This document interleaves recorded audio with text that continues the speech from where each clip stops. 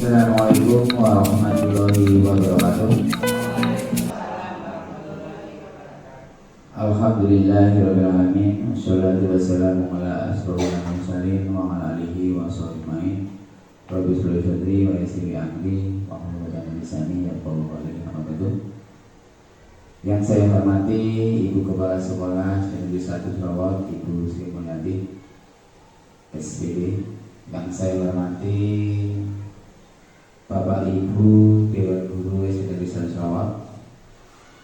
Yang saya hormati pula ini guru penggerak, calon guru penggerak angkatan 11 Ibu Fitrianingsih SPD.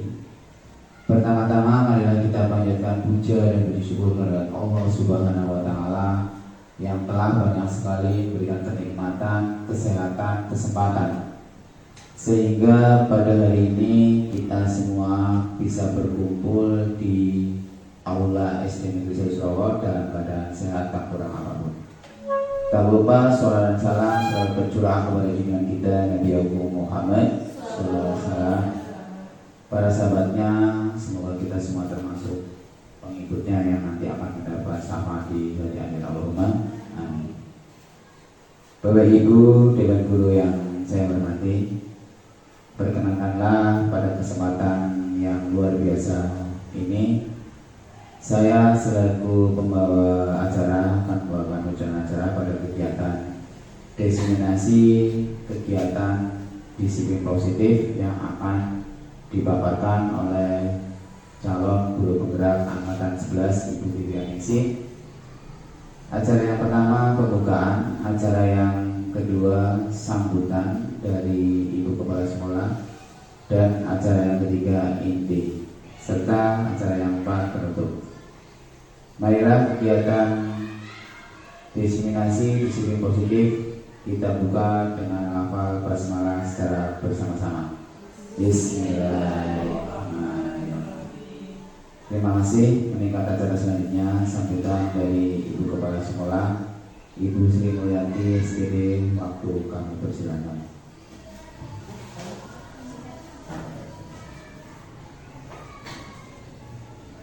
Terima kasih waktunya yang diberikan oleh pembawa acara. Assalamualaikum warahmatullahi wabarakatuh. Yang saya hormati Pak Uci selaku pembawa acara dan Ibu Fitri sebagai CGP Angkatan 11 yang nantinya akan memberikan diseminasi budaya positif. Kemudian yang saya hormati juga Bapak Ibu semua Dewan Guru SDN 1 Sarawak. Kegiatan yang akan dilaksanakan hari ini yaitu diseminasi atau penyebaran pemahaman tentang budaya positif. Nanti Bapak Ibu ada pemantapan lah untuk bagaimana sih cara kita menerapkan budaya positif kepada anak-anak kita sehingga anak-anak kita itu mempunyai karakter yang baik baik itu di sekolah, di dalam kelas, di luar sekolah, atau di lingkungan masyarakat. Kegiatan ini sungguh bagus sekali. Nanti Bapak Ibu semua paham apa yang nanti akan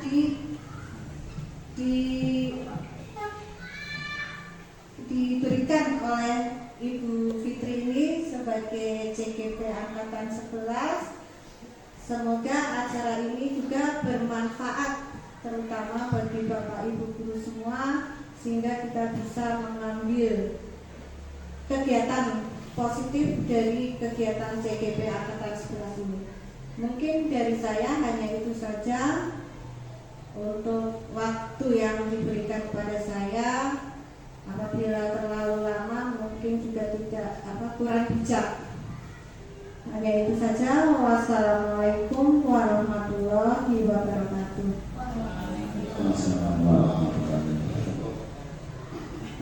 Terima kasih. Demikian sambutan dari Kepala Sekolah dan Siswa Ibu Sumiati. Meningkat acara selanjutnya yaitu acara inti penyampaian materi diseminasi disiplin positif yang akan dibawakan oleh calon guru penggerak angkatan 11 Ibu Fitri Yaningsih SPD. Waktu kami persilakan sepenuhnya.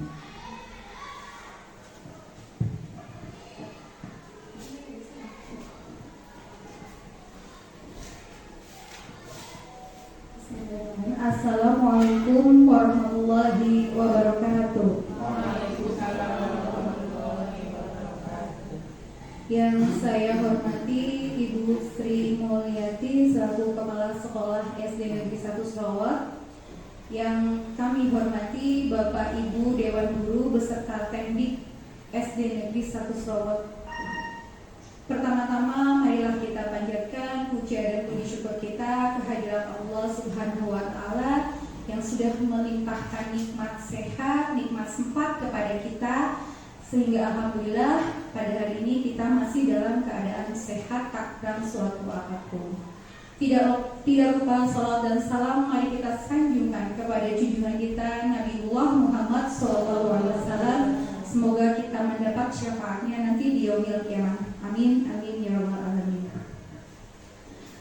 Sebelumnya izinkan saya untuk memaparkan tentang diseminasi budaya positif, di mana diseminasi itu adalah penyebaran pemahaman tentang budaya positif.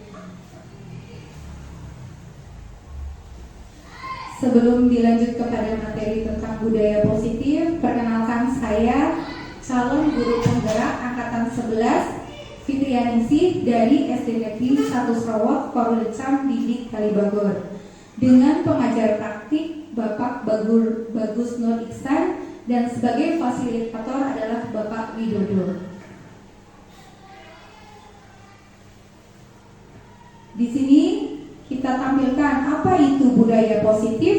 Nah, di sini ada konsep inti yang nanti akan saya paparkan tentang budaya positif. Yang pertama adalah perubahan paradigma belajar, kemudian disiplin positif, nilai-nilai kebajikan, kebutuhan dasar manusia, motivasi perilaku manusia, kemudian ada posisi kontrol guru, keyakinan kelas, dan segitiga restitusi. Itu adalah beberapa materi yang ada pada budaya positif. Nah, pada budaya positif itu juga terkait pada profil pelajar Pancasila, di mana pembelajaran dengan paradigma yang baru merupakan pembelajaran yang dirancang berdasarkan prinsip pembelajaran berdiferensiasi, sehingga peserta didik belajar sesuai dengan kebutuhannya berdasarkan tahap perkembangan sesuai dengan teori psikologi modern untuk mewujudkan profil pelajar Pancasila. Nah, Bapak Ibu tahu apa sih si profil pelajar Pancasila nih? Ada berapa nih Bapak Ibu? Ada 6. Yang pertama ada beriman dan bertakwa kepada Tuhan Yang Maha Esa. Yang pendidikan global. Yang ketiga, gotong royong, mandiri, kreatif, bernalar kritis. Nah, itulah isi dari profil pelajaran Pancasila, di mana disiplin positif itu menuju pada siswa yang nantinya memiliki profil sesuai dengan profil pelajar Pancasila. Nah, di sini ada ilusi seorang guru. Nah, paradigma lama, guru itu seperti apa sih waktu Bapak Ibu masih kecil? Guru itu seperti apa ya?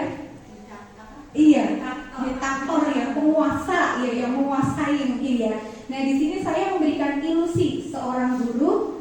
Guru itu sangat mengontrol murid, ya, menjadi penguasa ya, mengontrol seorang murid. Kemudian ilusi yang kedua yaitu bahwa semua penguatan positif efektif dan bermanfaat. Di sini ada penguatan positif. Menurut kita dulu itu bermanfaat. Contohnya apa ya? Contoh penguatan positif. Contohnya kalau sekarang itu kadang ada pemberian tanda bintang, pemberian tanda smile sebagai penghargaan. Ternyata setelah dipelajari tentang budaya positif, hal demikian dapat menumbuhkan rasa pesimis pada siswa yang lain, merasa bahwa dirinya tidak bisa begitu. Ternyata kalau untuk paradigma sekarang sepertinya kurang tepat untuk penguatan positif. Kemudian ada ilustrasi bahwa kritik dan membuat rasa bersalah mampu menguatkan karakter peserta didik dengan menghakimi seorang murid. Itu menurut kita dulu bisa merubah murid itu menjadi lebih baik. Ternyata nanti setelah kita pelajari, oh ternyata tidak.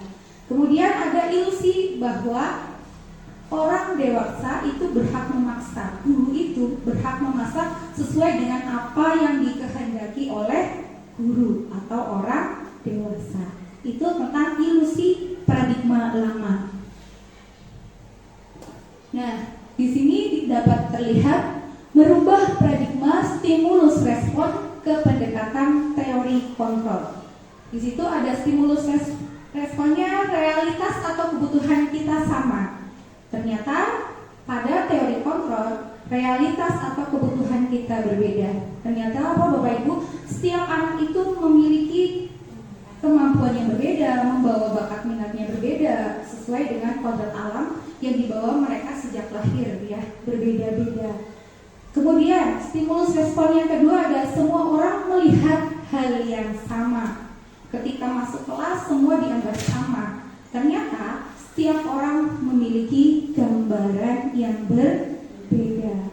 Kemudian kita mencoba mengubah orang agar berpandangan sama dengan kita.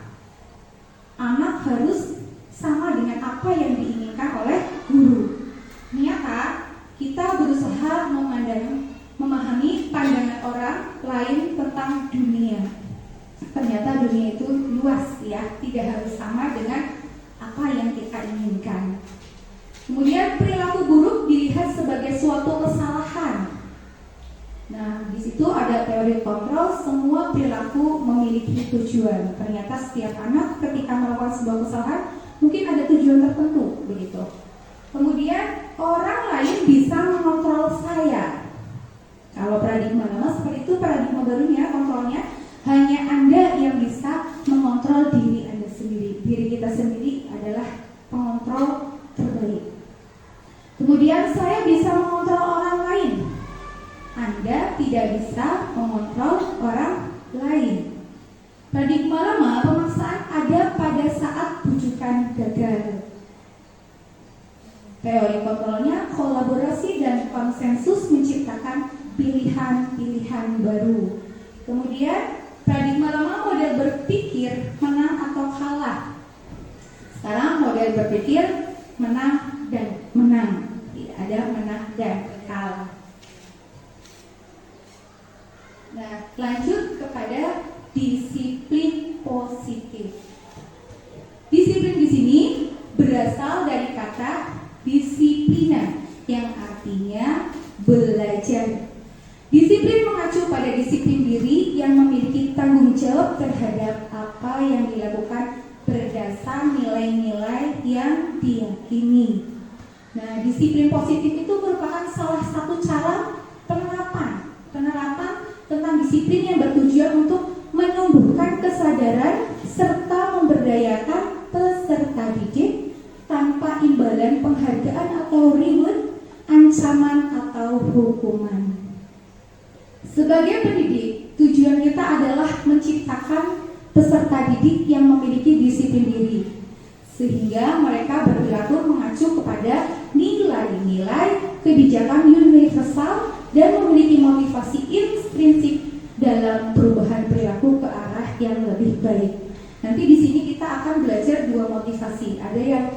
Ada motivasi intrinsik yang berasal dari dalam, dan ada juga motivasi ekstrinsik yang berasal dari luar.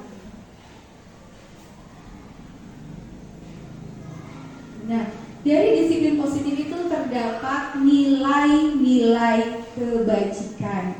Apa itu nilai-nilai kebajikan? Nilai-nilai kebajikan itu nilai yang disepakati bersama, lepas dari suku bangsa, agama, bahasa maupun latar belakangnya. Di sini saya menampilkan tentang contoh nilai kebajikan dari sebuah institusi atau organisasi. Yang pertama, ada nilai kebajikan yang dapat dicerminkan dari profil pelajar Pancasila seperti yang kita sebutkan tadi, yaitu beriman dan bertakwa pada Tuhan Yang Maha Esa, berakhlak mulia, berkebinekaan global, gotong royong, mandiri, bernalar kritis. Nah, sekarang kebajikan dari Ibo Primary Years Program atau program tahunan. Contohnya ada toleransi, rasa hormat, mandiri, integritas, empati, keingintahuan, percaya diri. Itu contoh dari program tahunan. Kemudian dari keterampilan hidup atau skill. Di situ saya memberikan contoh dapat dipercaya, lurus hati, pendengar yang aktif, tidak merendahkan orang lain, dan memberikan yang terbaik dari diri. Itu contoh kebajikan atau nilai-nilai kebajikan. Nah, dari nilai-nilai kebajikan itu muncullah kebutuhan dasar manusia. Apa itu kebutuhan dasar manusia? Kebutuhan dasar manusia adalah segala sesuatu yang kita lakukan untuk mendapatkan apa yang kita inginkan. Jadi kita itu hidup ada punya tujuan. Nah, tujuannya itu sesuatu yang kita inginkan. Seluruh tindakan yang kita lakukan memiliki tujuan tertentu, dan semua usaha terbaik yang kita lakukan adalah dalam rangka agar kebutuhan dasar kita itu terpenuhi. Itu tentang kebutuhan dasar manusia. Nah, dari kebutuhan dasar manusia tersebut muncullah posisi kontrol seorang guru, di mana guru ada yang mungkin sebagai penghukum, ada yang pembuat rasa bersalah, ada yang sebagai teman, ada yang sebagai pemantau, ada juga mungkin yang sebagai manajer. Kalau sekarang Bapak Ibu itu berada di posisi mana? Apakah sebagai penghukum atau pembuat rasa bersalah? Itu ketika terjadi suatu kasus, ya, yang mungkin melenceng dari budaya positif, di mana sih kontrol kita sebagai seorang guru? Apa sebagai penghukum, atau pembuat rasa bersalah, atau sebagai teman, atau sebagai pemantau, atau sebagai manajer? Yang bagus itu seperti apa? Sebagai teman. Ya mungkin kalau menurut saya sebagai teman itu nanti supaya lebih dekat, begitu. Nanti bisa kita lihat di mana sih posisi kontrol yang paling bagus, begitu ya. Nah, di sini ada kebutuhan dasar manusia menurut Dr. William Glasser. Kebutuhan dasar manusia menurut beliau ada 5. Yang pertama, untuk bertahan hidup. Jadi manusia hidup yang pertama adalah untuk bertahan hidup. Contohnya kebutuhan fisiologis, kesehatan, rumah, makanan, dan kebutuhan biologis, itu kebutuhan bertahan hidup. Kemudian kebutuhan dasar manusia yang selanjutnya yaitu penguasaan. atau kebutuhan diakui. Nah, setiap manusia itu kadang ingin merasa berharga atau diakui keberadaannya.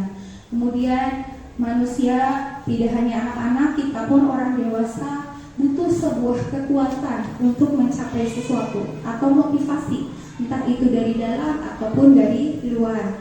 Kemudian diakui atas prestasi dan keterampilan. Ada sebuah penghargaan atau reward bagi setiap kita. Kemudian didengarkan dan memiliki harga diri. Jadi kita itu butuh untuk didengarkan. Kemudian untuk yang ketiga, kesenangan. Kalau kesenangan itu memang adalah alamiah anak-anak, ya. Alamiahnya anak-anak itu kebutuhan untuk mencari kesenangan, di mana anak-anak itu senang bermain, senang tertawa. Tapi ternyata tidak hanya dibutuhkan oleh seorang anak-anak, orang dewasa pun begitu, ya. Ada mungkin kita butuh healing, ya Bapak Ibu. Butuh kesenangan, butuh healing, ya. Kemudian butuh bermain, ya. Butuh shopping, betul. Nah, itu kita juga ternyata orang dewasa butuh kesenangan. Kemudian ada kasih sayang dan rasa diterima. Jadi kebutuhan untuk disayangi dan diterima. Bukan hanya anak-anak, ternyata orang dewasa pun demikian. Kemudian kebutuhan tetap terhubung dengan orang lain. Jadi memang manusia pada dasarnya adalah makhluk sosial yang tidak bisa hidup sendiri. Pasti membutuhkan orang lain untuk memenuhi suatu kebutuhan. Yang kelima, ada kebebasan. Nah, anak-anak dengan kebutuhan kebebasan yang tinggi menginginkan pilihan. Mereka perlu banyak bergerak, suka mencoba-coba, tidak terlalu terpengaruh orang lain, dan senang mencoba hal yang baru dan menarik. Ternyata kadang-kadang anak-anak yang menurut kita, anak kok gak mau diem banget, ternyata mereka itu adalah anak-anak yang memang butuh rasa kebebasan, begitu. Itulah kebutuhan dasar manusia menurut Dr. William.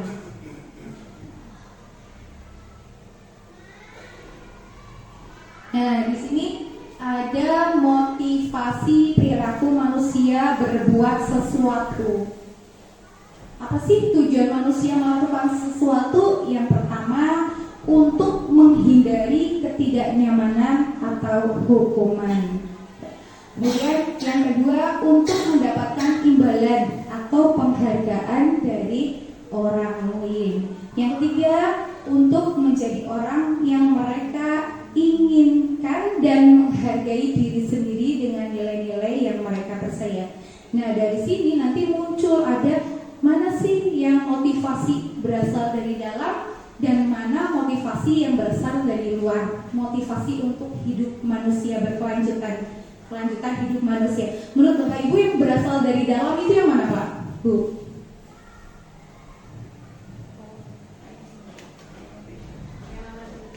Yang nomor 3, untuk menjadi orang yang mereka inginkan, menghargai diri sendiri dengan nilai-nilai yang mereka sayangi. Itu adalah motivasi intrinsik atau internal dari dalam. Sedangkan yang dari luar itu adalah nomor 1 dan 2. Nah, di sini ada motivasi eksternal yang tadi untuk menghindari ketidaknyamanan hukum, itu berasal dari luar. Motivasi yang berasal dari luar. Saya harus taat nih pada aturan, nanti takut. Nah, itu kan yang dari luar. Kemudian untuk mendapatkan imbalan, saya mau manut sama Bu Muji, nanti supaya dapat reward dari Bu Muji. Nah, itu juga motivasi untuk budaya positif, mengembangkan potensinya, tapi karena motivasi dari luar, karena menginginkan sesuatu atau imbalan. Kalau yang motivasi perilaku dari dalam atau internal di sini, untuk menjadi orang yang mereka inginkan dan menghargai diri sendiri dengan nilai-nilai yang mereka percaya. Itu adalah motivasi dari dalam. Untuk apa? Hindari hukuman dan pemberian penghargaan berlebihan agar meminimalisir motivasi eksternal dalam diri murid. Nah, dengan motivasi ini menumbuhkan motivasi kepercayaan diri pada siswa, itu dapat meminimalisir motivasi tadi untuk melakukan sesuatu karena takut dihukum, melakukan sesuatu karena ingin mendapatkan sesuatu. Itu motivasi eksternal. Nah, Untuk meminimalisir motivasi tersebut, nah kita harus menumbuhkan motivasi rasa percaya diri pada setiap anak didik atau peserta didik. Nah, dari disiplin positif ketika anak melanggar, ketika anak melanggar suatu disiplin positif atau keyakinan yang sudah dibuat, ada yang namanya hukuman, ada yang namanya konsekuensi, dan ada yang namanya restitusi. Nah, hukuman itu seperti apa? Kalau yang namanya hukuman itu tidak direncana atau tiba-tiba. Misalnya ketika melihat anak membuang sampah sembarangan, bukan langsung dibilangin, tapi langsung dihukum, suruh menyapu seluruh halaman, itu hukuman ya. Kemudian murid tidak tahu apa yang akan terjadi atau tidak dilibatkan, apabila itu namanya tentang hukuman bersifat satu arah, berupa hukuman fisik atau psikis. Sedangkan ke konsekuensi, kalau konsekuensi itu terencana, nah ada direncanakan dulu, kemudian murid tetap dibuat tidak nyaman dengan aturan yang sudah disepakati, kemudian sikap guru selalu memonitor, mengawasi muridnya. Nah, kalau restitusi itu proses menciptakan kondisi bagi murid untuk memperbaiki kesalahannya. Jadi tidak dihakimi langsung, tapi memperbaiki bagaimana supaya tidak melakukan kesalahan kembali. Kemudian proses kolaboratif yang mengajarkan murid untuk mencari solusinya sendiri. Ketika siswa melanggar disiplin positif, siswa tersebut juga lah yang mencari solusi apa yang harus dilakukan ketika kita melanggar disiplin positif yang sudah disepakati. Nah, di sini pun dijelaskan lebih detail lagi, ada identitas gagal dan identitas sukses. Untuk identitas gagal itu sebuah hukuman. Murid atau anak belajar menyembunyikan kesalahan. Ketika ada hukuman, karena takut dihukum, tujukan, nah ya, namanya menyembunyikan kesalahan. Kemudian mencoba mengontrol anak dengan penguatan negatif atau membayar impas kesalahan. Kemudian dampak pada murid marah, merasa bersalah, rendah diri, mengasingkan diri apabila terjadi sebuah hukuman. Kemudian tiba-tiba tidak diharapkan atau sangat melukai. Nah, pernah nggak Bapak Ibu yang pernah terkesan ketika menjadi seorang murid hingga saat ini merasa terngiang-ngiang, oh aku tahu di ini nang guru karet. Pernah nggak Pak Bu? Pernah, iya. Dan dulu kalau Baby gimana? Apa pengalamannya Bu Evi? Pernah ingat sama bu guru itu? Nah, itu sebuah pengalaman, iya, hukuman yang terkenal. Saya pulang. Setelah dihukum langsung pulang ya Bu ya. Nah, ya itulah yang hukuman yang selalu terngiang. Makanya Pak Pemuda jangan suka marah-marah ya Pak. Tapi saya nggak boleh dendam. Oh iya, nggak boleh siapa. Iya. Nah itu ya. Jadi melukai, karena rasa luka itu terngiang-ngiang sampai saat ini. Saya juga pernah ya sampai disuruh berdiri pada saat upacara Bu di depan. Nah itu terngiang-ngiang, siapa yang menyuruh saya berdiri? Dan ketika bertemu dengan guru tertentu, Pak itu yang dulu. Jadinya terngiang-ngiangnya pada guru karena kita pernah dihukum ya. Nah itu. Kemudian untuk identitas sukses disiplin yaitu dengan konsekuensi dan restitusi. Konsekuensinya murid atau anak belajar taat pada aturan, mencoba mengontrol anak dengan penguatan positif. Berikan sebuah penguatan ketika anak melanggar atau tidak sesuai dengan disiplin positif.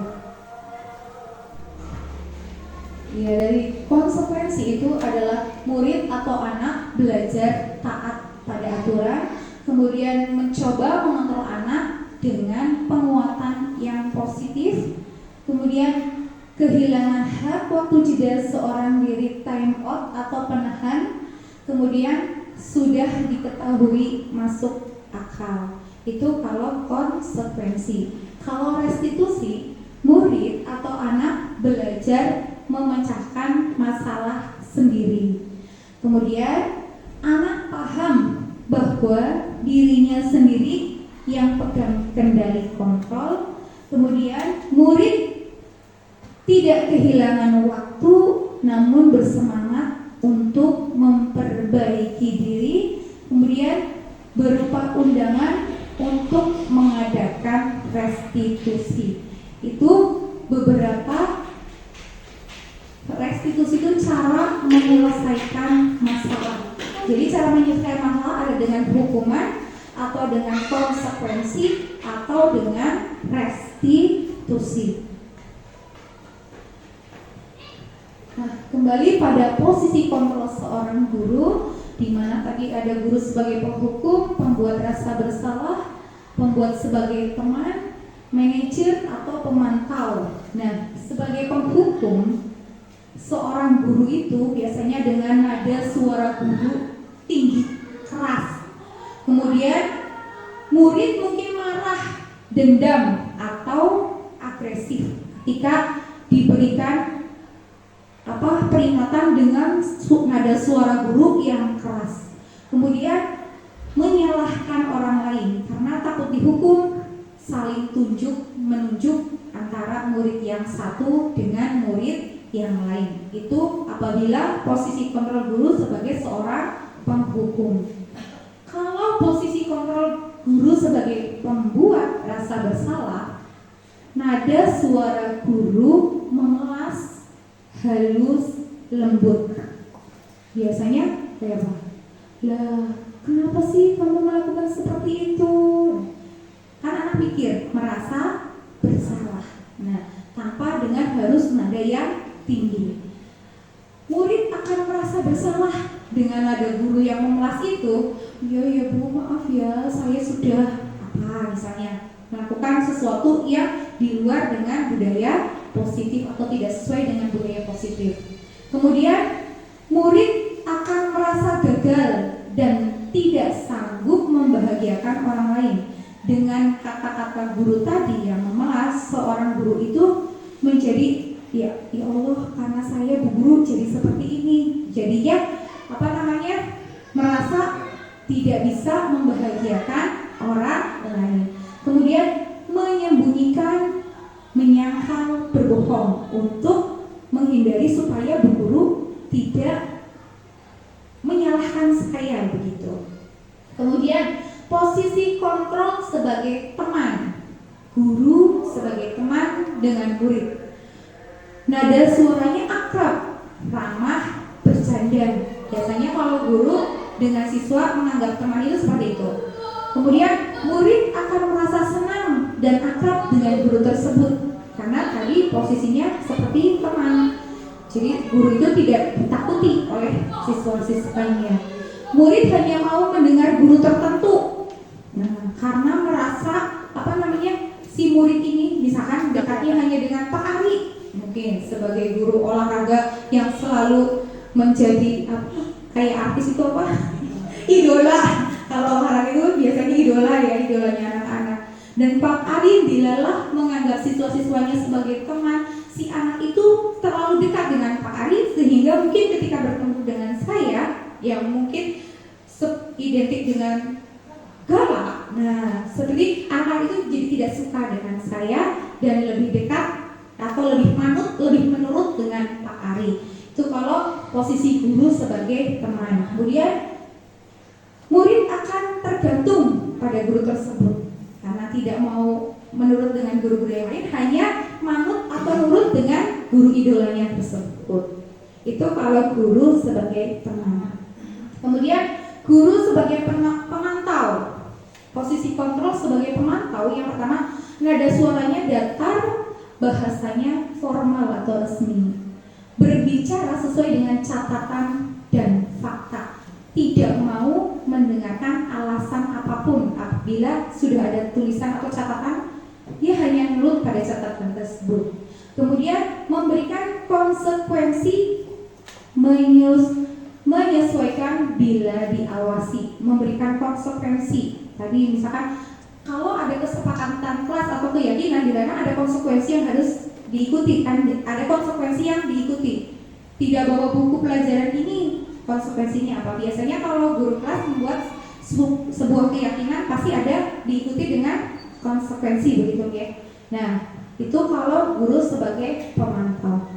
Kalau guru sebagai manajer, yang pertama itu suaranya halus, bahasa tubuhnya tidak kaku, mendekat ke murid.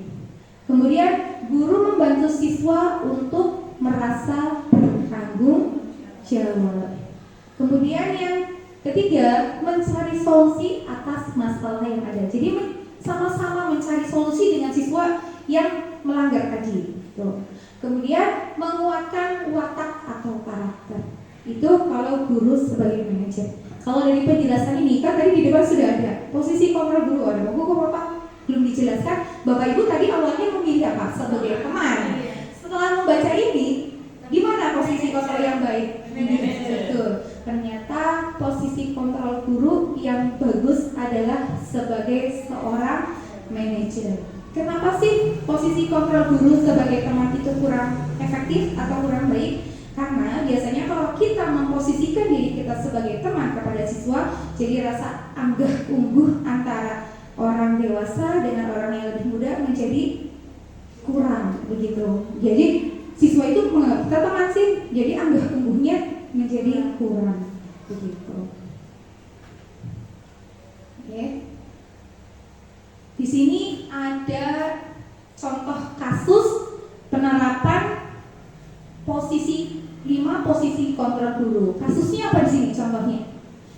Siswa tidak memakai atribut lengkap saat upacara. Kasusnya ini. Nah, ketika kita menjadi posisi kontrol sebagai penghukum, langsung secara tiba-tiba, ya langsung hormat pada bernegara selama 1 jam, langsung mengadakan mengeksekusi langsung siswa tersebut. Kemudian kalau posisi kontrolnya sebagai pembuat rasa bersalah, kan tadi kalau posisi bersalah guru memelas dengan suara yang halus, tapi anak itu tersentuh, ya. Berapa kali ibu atau bapak harus memberitahu kamu selalu saja mengecewakan ibu dan bapak. Tuh, memelas. Dan anak merasa bersalah. Kemudian kalau seorang guru kontrolnya sebagai teman, ketika ada kasus tersebut, ayo dong ikuti aturan sekolah, tolong bantu ibu bapak, tolong bantu ibu bapak yang sekali ini saja. Ya sudah, tidak apa-apa, lain kali jangan sampai berbuat seperti itu lagi ya. Itu kalau posisinya sebagai teman. Kalau sebagai pemantau, di situ kamu sudah melanggar. Kalau pemantau tadi kan bahasanya itu resmi, ya, bahasanya resmi. Jadi kamu sudah melanggar peraturan sekolah.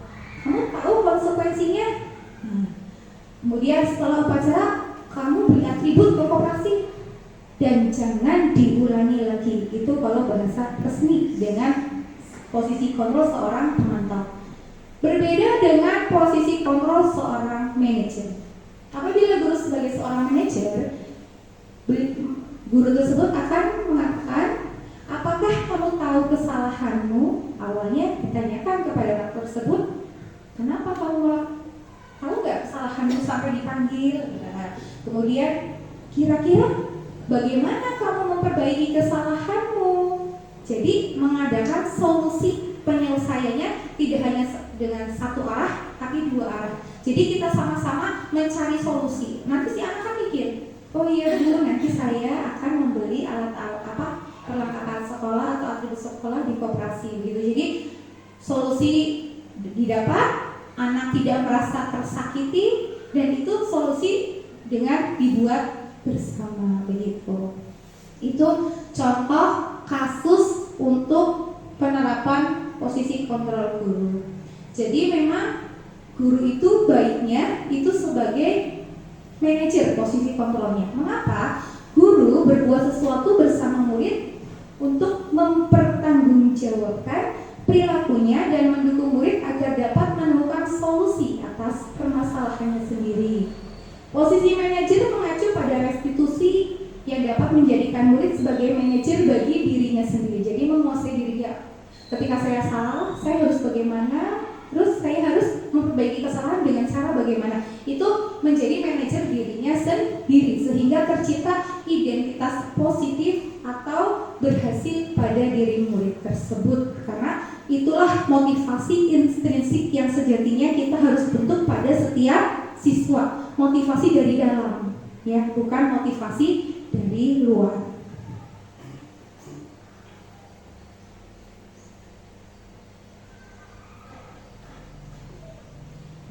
Nah, selain itu, guru yang berperan sebagai manajer menggunakan segitiga restitusi dalam penyelesaian masalah melalui 3 tahapan, yaitu yang pertama ada menstabilkan identitas, kemudian yang kedua ada validasi tindakan yang salah, dan yang ketiga menanyakan keyakinan. Tadi contoh kasus yang pertama dengan menstabilkan identitas.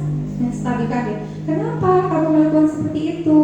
Nah, kemudian validasi tindakan yang salah. Setelah divalidasi, apa benar kamu kalau tidak memakai atribut itu benar atau tidak? Salah, Bu Guru. Nah, kemudian menanyakan keyakinan kelas atau keyakinan sudah dibuat. Apabila sudah tahu tentang kesalahannya tersebut, apa yang harus kamu lakukan? Gitu. Nah, tujuannya supaya apa? Menghasilkan murid yang mandiri dan bertanggung jawab. Nah, dari situlah harus ada terciptanya keyakinan sekolah atau kelas. Supaya tercipta sebuah budaya positif di dalam sebuah institusi, sekolah atau kelas, itu harus ada keyakinan. Di antaranya di sini saya memberikan contoh keyakinan sekolah atau kelas.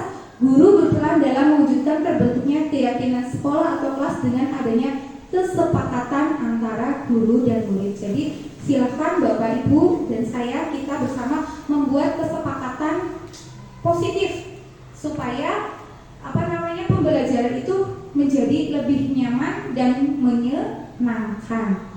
Anak tidak merasa terbebani dengan keyakinan yang dibuat karena dibuat dengan bersama-sama. Kemudian keyakinan sekolah atau kelas berupa pernyataan universal yang mudah diingat. Jadi keyakinan kelas itu tidak perlu panjang-panjang, singkat saja tetapi mudah diingat dan mudah dipahami dan harus diterapkan di dalam lingkungan sekolah. Ketika budaya positif itu tercipta di lingkungan sekolah dan menjadi pembiasaan, diharapkan pembiasaan tersebut tidak hanya di lingkungan sekolah saja, tetapi di lingkungan rumah pun mereka karena sudah tadi terdapat motivasi dari dalam, mereka pun melaksanakan budaya positifnya terbawa dari sekolah sampai ke lingkungan rumah. Itu tentang keyakinan kelas. Nah, di sini ada tentang segitiga restitusi. Tadi ada hukuman, ada konsekuensi dan restitusi, dan ada yang namanya segitiga restitusi atau 3 tahapan penyelesaian masalah. Nah, suatu proses dialog yang dijalankan guru atau orang tua agar dapat menghasilkan murid yang mandiri dan bertanggung jawab. Jadi ada 3 tahap. Ada 3 tahap ketika terjadi suatu masalah atau siswa melanggar sebuah keyakinan dengan tahapan segitiga restitusi. Nah, inilah tahapan segitiga restitusi. Yang pertama adalah menstabilkan identitas, yang kedua validasi tindakan yang salah, dan yang ketiga menanyakan keyakinan. Menstabilkan identitas itu yang bagaimana? Berdasarkan prinsip membuat kesalahan adalah bagian dari proses pembelajaran, kemudian menggeser identitas gagal ke identitas sukses. Contohnya dengan pertanyaan kepada siswa yang contoh menstabilkan identitas, contoh pertanyaannya seperti ini: berbuat salah itu wajar? Kemudian tidak ada manusia yang sempurna. Contoh lain, ibu bapak juga pernah melakukan hal itu. Ibu bapak tidak mau mencari siapa yang salah, tapi ibu bapak ingin mencari solusi dari permasalahan ini. Kamu berhak merasa begitu. Itu contoh pertanyaan yang dilontarkan kepada siswa yang keluar dari atau melanggar keyakinan yang sudah dibuat. Itu menstabilkan identitas. Kemudian tahap yang kedua yaitu validasi tindakan yang salah. Berdasarkan prinsip setiap perilaku berupaya memenuhi suatu kebutuhan tertentu, guru akan bergeser dari pemikiran stimulus respon menjadi proaktif, kemudian mengenal dan mengakui kebutuhan murid akan memperbaiki hubungan dengan murid. Pertanyaan yang dapat dilontarkan contohnya, kamu pasti punya alasan mengapa melakukan hal itu. Padahal kamu bisa melakukan yang lebih buruk daripada itu. Kamu patut bangga karena kamu melindungi sesuatu yang penting buatmu. Kemudian kamu melakukannya karena mempertahankan sesuatu yang penting bagimu. Itu contoh validasi tindakan yang salah. Tahap yang ketiga yaitu menanyakan keyakinan. Nah, dari menanyakan keyakinan, murid akan diberi pertanyaan-pertanyaan bermakna untuk memunculkan motivasi secara intrinsik atau dari dalam, mampu mengaitkan keyakinan dengan tindakan yang salah. Contoh pertanyaannya, apa keyakinan kelas kita? Nilai-nilai apa yang telah disepakati bersama? Seperti apa gambaran sebuah kelas yang ideal menurut kamu? Kamu ingin menjadi orang yang seperti apa? Itu adalah penyelesaian masalah dengan menggunakan segitiga restitusi. Kadang masih berambyang ya dengan pertanyaan itu. Ini saya memberikan contoh ketika saya melakukan penyelesaian dengan menggunakan segitiga restitusi. Kamu, ibu juga akan melakukan hal yang sama dengan perempuan. Lalu apa yang paling saya marah-marah. Seperti ini memvalidasi ya, memvalidasi tindakan. Saya menduga mencabut. Begitu. Pasti kamu berbuat seperti itu ada alasannya ya? Iyalah Bu, masa saya diam saja. Saya kan sudah susah payah mengerjakan tugasnya, tapi Anda hanya mencontek tidak mau berusaha sendiri. Iya, wajar Pak kalau kamu marah dan tidak rela karena pekerjaanmu dicontek oleh hasil itu saja. Ibu sangat menghargai tindakan kamu yang tidak berbuat lebih dari itu, misalnya memukul kakak. Sekarang coba kita pikirkan tindakanmu marah seperti menggebak jam, apakah sesuai dengan keyakinan kelas? Tidak Bu. Nah, ini menanyakan keyakinan kelas yang sudah dibuat. Iya, betul. Menurut kamu hal yang membuat bahagia itu seperti apa? Baik, kalau menurut kamu itu penting, kamu, ibu juga akan melakukan hal yang sama dengan perempuan. Lalu apa yang paling saya marah-marah. Seperti ini memvalidasi ya, memvalidasi tindakan. Saya menduga mencabut. Begitu. Pasti kamu berbuat seperti itu ada alasannya ya? Iyalah Bu, masa saya diam saja. Saya kan sudah susah payah mengerjakan tugasnya, tapi Anda hanya mencontek tidak mau berusaha sendiri. Iya, wajar Pak kalau kamu marah dan tidak rela karena pekerjaanmu dicontek oleh hasil itu saja. Ibu sangat menghargai tindakan kamu yang tidak berbuat lebih dari itu, misalnya memukul kakak. Sekarang coba kita pikirkan tindakanmu marah seperti menggebak jam, apakah sesuai dengan keyakinan kelas? Tidak Bu. Nah, ini menanyakan keyakinan kelas yang sudah dibuat. Iya, betul.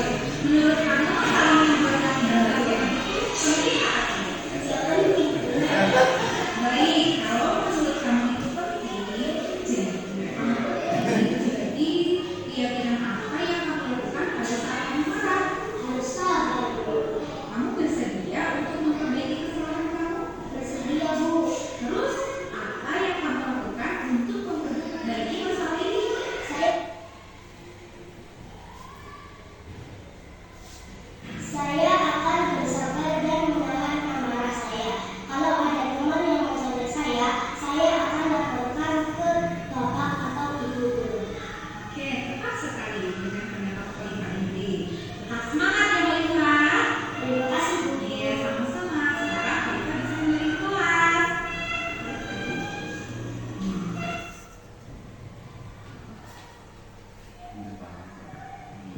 Demikian contoh penyelesaian masalah dengan menggunakan segitiga restitusi. Jadi tadi ada 3 cara menyelesaikan masalah. Ada apa saja Pak Bu? Yang pertama? Iya, menstabilkan identitas. Kemudian validasi tindakan yang salah. Dan yang ketiga, menanyakan keyakinan kepada murid yang melakukan di luar budaya positif. Tadi contohnya itu ada kasus anak marah sampai menggebrak meja karena selalu dicontek oleh temannya gitu ya. Jadi kita tanyakan mengapa melakukan demikian, terus validasi tindakan, kemudian menanyakan keyakinan apakah perbuatan itu sesuai dengan keyakinan yang setelah dibuat, terus bagaimana solusinya. Tadi di video tersebut menggambarkan solusi akan melaporkan kepada Bapak Ibu guru tanpa marah begitu ya.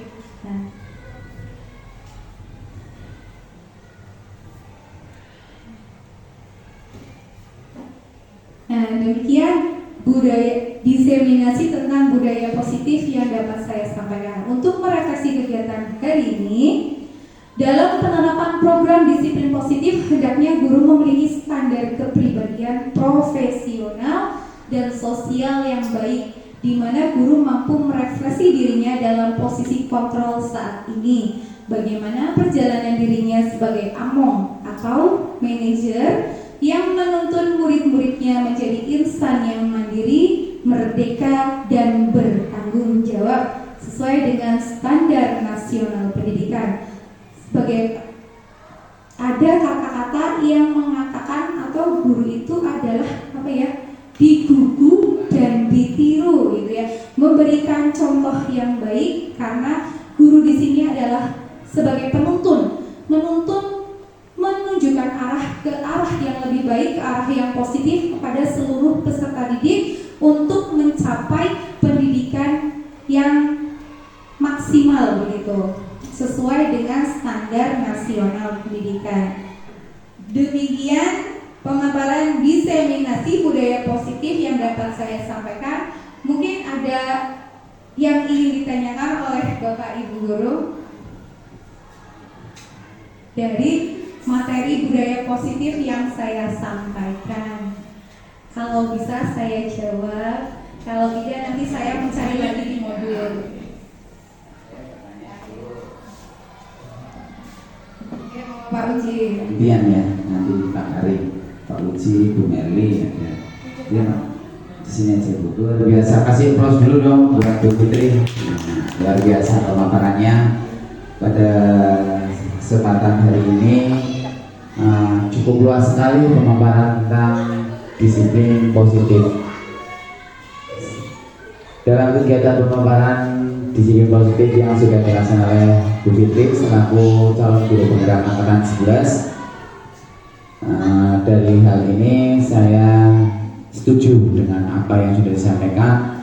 Jadi penyelesaian masalah selalu dengan menggunakan segitiga restitusi yang kita harapkan.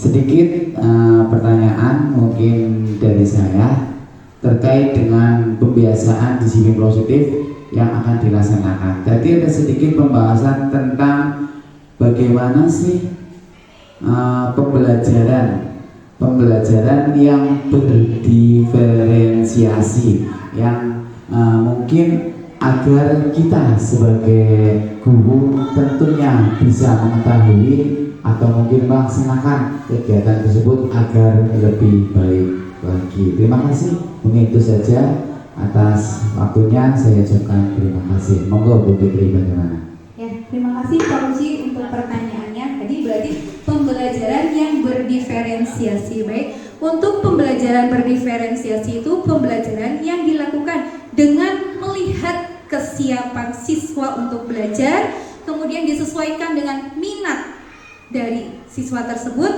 kemudian disesuaikan dengan profil belajar murid ya. Jadi ketika pembelajaran dilaksanakan dengan pembelajaran berdiferensiasi, setiap siswa itu melakukan perlakuan yang berbeda disesuaikan dengan 3 tadi ya, kesiapan belajarnya, minat belajarnya, kemudian profil belajar anak tersebut. Karena setiap anak, kita tadi sudah saya sampaikan juga, memiliki kodrat alam yang berbeda-beda, dari keluarga yang berbeda-beda, ya, minat pun bisa berbeda-beda. Jadi berdiferensi itu menyatukan ketika yang disampaikan kepada siswa, bagaimana kita bisa menyampaikan sebuah pembelajaran supaya sampai kepada siswa tersebut dengan melihat kesiapan belajar yang berbeda, dengan minat yang berbeda tersebut, dengan profil belajar yang berbeda. Kita itu bagaimana caranya? Mungkin kita dapat menggali, melakukan pendekatan kepada setiap siswa. Memang mungkin butuh waktu yang agak lama untuk mengetahui bagaimana sih kesiapan belajar anak ini tiap hari. Apalagi khususnya saya sebagai guru mata pelajaran yang mungkin masuk ke kelas itu hanya 1 minggu sekali. Untuk melakukan pendekatan itu butuh waktu atau proses yang lama. Tapi tidak apa-apa, dengan demikian tujuan pembelajaran akan tersampaikan dengan pembelajaran berdiferensiasi tersebut. Meskipun kita tadi prosesnya lama, tapi tujuan pembelajaran tersampaikan. Contoh pembelajaran berdiferensiasi, terkadang ada siswa yang cara berpikirnya itu lebih cepat. Misalkan ada anak yang mengerjakan 5 soal dan hanya butuh waktu sebentar. Kemudian ada banyak siswa 5 soal itu dianggap sulit bagi mereka, butuh waktu yang sangat lama. Nah, bagaimana seorang guru mengkondisikan ketika siswa yang tadi misalkan di antara beberapa siswa ada 3 orang yang bisa melakukan mengerjakan soal dengan cepat, sementara yang lainnya belum selesai. Mengkondisikan kelas tersebut bagaimana supaya tidak ramai, supaya terkondisikan. Nah, kita mencarikan pendekatan. Nah, di antaranya mungkin memberikan tugas tambahan kepada siswa yang tadi mengerjakannya lebih cepat dari siswa yang lain dengan tutor sebaya, mungkin dengan seperti itu. Jadi setiap guru sebaiknya itu melakukan pendekatan supaya apa yang akan kita sampaikan itu sampai kepada siswa begitu. Itu berdiferensiasi. Mungkin ada yang lain?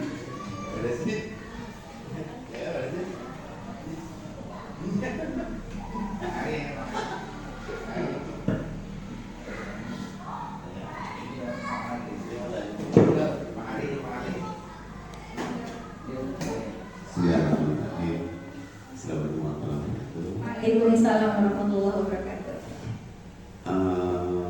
Berkaitan dengan penerapan budaya positif, saya ingin bertanya bagaimana jika kita menghadapi murid yang super aktif, ya. Ada murid yang habis, ya. Dikasih tahu tapi ya tidak tahu atau tidak mau tahu. Dengan 5 posisi guru yang ada dalam penerapan disiplin positif, apakah posisi kita sebagai guru itu bisa berubah-ubah sesuai dengan kondisinya, atau memang lebih baik satu posisi sebagai manajer karena itu sudah mencakup semuanya. Demikian itu. Terima kasih Pak Ari untuk pertanyaannya. Ya baik, saya mencoba menjawab pertanyaan dari Pak Ari. Posisi kontrol yang tepat untuk anak yang aktif atau kadang mungkin hiperaktif ya Pak. Kadang kita juga susah mengendalikan. Tapi posisi kontrol kita sebaiknya tetap sebagai seorang manajer. Sebab apa? Manajer untuk guru posisi kontrol sebagai seorang manajer itu udah mencakup seluruh, baik posisi kontrol sebagai teman, baik posisi kontrol sebagai pembuat rasa bersalah, baik terus sebetulnya bukan menghukum ya, kalau manajer itu tidak menghukum ya. Jadi melakukan sebuah pendekatan supaya anak tadi tumbuh dalam dirinya untuk memunculkan motivasi dari dalam. Nah, supaya tidak berbuat seperti itu lagi. Mungkin butuh proses, tidak seperti simsalabim ya Pak, dengan anak-anak yang seperti itu.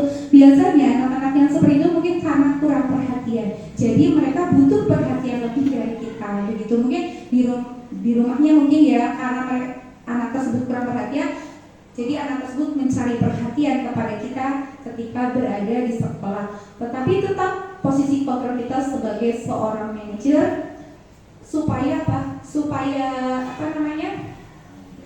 rasa tanggung jawab itu muncul kepada anak dan anak muncul motivasi dari dalam. Oh iya, seharusnya saya tidak seperti ini. Meskipun dengan waktu mungkin yang prosesnya lama. Kita juga punya murid dulu, ya Bu Sutirah dulu pernah punya saya, terutama ketika menghadapi seorang, sebut namanya boleh, ya, menjadikan seorang alay ya dulu. Ketika kelas 1 seperti apa? Dengan proses yang begitu lama, sekarang sudah di kelas 6. Alhamdulillah ternyata berubah. Dulu waktu di kelas 1-nya saya sampai sabar ya Bu, sabar gitu.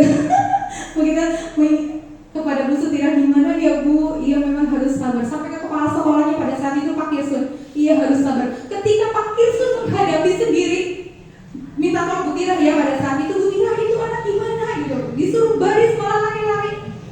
Yang mana yang itu? Lah itu Pak yang saya sebutkan, sabar ya Pak. Sampai Pak Kirsun, walah kae. Tetapi dengan proses yang lama, dengan penanaman budaya-budaya positif yang kita sampaikan, keyakinan kelas yang kita buat, alhamdulillah sekarang Arai seorang anak yang dulunya super, alhamdulillah sekarang bisa berubah. Itu memang butuh proses begitu Pak Ari. Semoga jawaban saya memuaskan Pak Ari. Ya bagus. Artinya memang tidak boleh kita menjudge anak nakal, tidak ada ya Bu ya? Iya, tidak boleh. Nah, tidak ada ya. Tidak Jadi ada. sebagai guru harus paham, ya. Artinya maksudnya itu berproses, jangan benar ujuk-ujuk ya. Tiba-tiba itu sebagai hukum ya kan, tiba-tiba langsung lebih baik. Iya. Tidak ada ya. Tidak ada. Itu semuanya butuh proses begitu. Mungkin juga perlu dilibatkan dengan orang tua. Ya. Perlu, karena sebuah budaya positif itu karena suatu sistem ya, tidak hanya di sekolah saja. Karena apa? Di sekolah itu kita hanya sebentar ya, hanya beberapa jam. Mereka lebih lama di rumah. Mungkin harus ada dukungan untuk kegiatan budaya positif di lingkungan rumah juga seperti itu. Jadi kita semakan persepsinya di rumah, di Iya, sekolah. iya begitu. Koordinasi dengan wali kelas gitu ya. Iya betul sekali. Iya itu khusus untuk kita sebagai Ya, artinya itu sebagai penanganan guru sampel makhluk ya. tadi, penanganannya kan tidak hanya kita saja, artinya Iya. orang tua juga Iya, harus betul. terlibat. Gitu kan. Iya betul. Nah keterlibatan orang tua juga sangat mendukung budaya positif baik di lingkungan sekolah maupun di lingkungan rumah. Gitu Pak Terima Ari. kasih. Iya sama-sama Pak Ari, terima kasih juga. Semoga ada yang lain. Kalau sudah tidak ada, mungkin saya tutup untuk kegiatan diseminasi budaya positif ini. Kurang lebihnya mohon maaf apabila banyak manfaat, ada manfaat yang bisa diambil, ambillah manfaatnya. Apabila banyak kekurangan, tolong maafkan kekurangan saya. Billahi taufiq wal hidayah. Wassalamualaikum warahmatullahi wabarakatuh.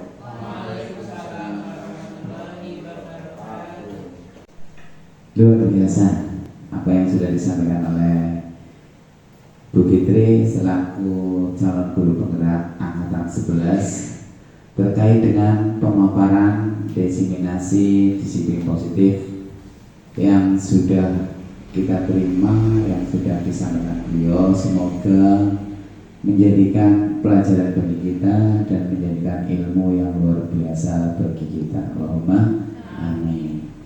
Untuk meningkat acara selanjutnya yaitu penutup. Marilah kegiatan pada hari ini kita tutup dengan lafal hamdalah secara bersama-sama. Alhamdulillah. Terima kasih dari saya selaku pembicara, banyak salah banyak kata. Saya meminta maaf yang sebenarnya. Billahi taufiq wal hidayah. Assalamualaikum warahmatullahi wabarakatuh.